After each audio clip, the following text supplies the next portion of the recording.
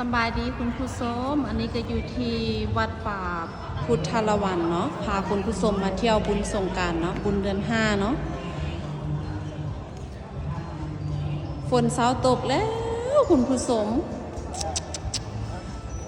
โชคดีขนาดฟ้าลังฝนสวยงามสุดยอด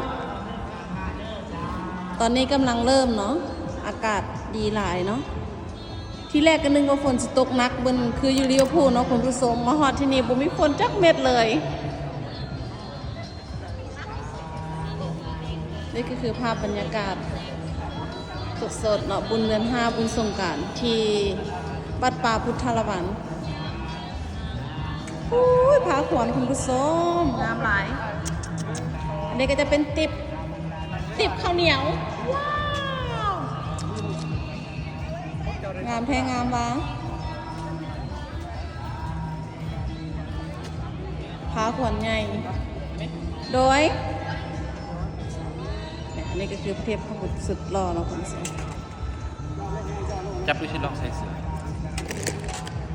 เอาแป๊บนึงกันแป๊บนึง